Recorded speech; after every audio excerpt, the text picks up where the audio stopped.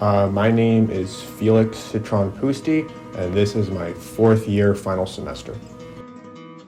My major is Spanish, and my minor is linguistics. So the reason why I chose my major, because it was the only thing I actually really enjoyed in like high school. Like everything I did the bare minimum, but like when I did Spanish, I was like, okay, wow, this is actually pretty interesting. I think I want to continue with this. I wouldn't say it's a dying profession, but it's not taken seriously because it's a new profession. A lot of people just don't really talk about it, and it's not really treated, in my opinion, with the importance that it's needed with. I think it might be easier, honestly.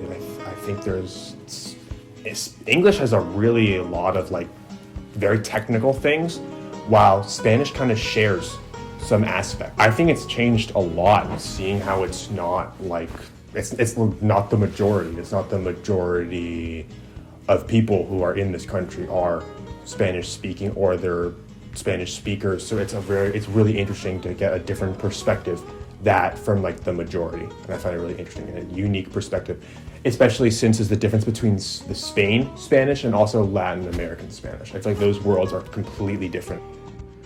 I think it's been more useful in the teaching aspect, with like teaching English as a second language, as opposed to the theoretical stuff with like actually looking at like syntax or morphology and things like that. It's a lot more the teaching. The teaching side of linguistics is going to be more beneficial to me in the future.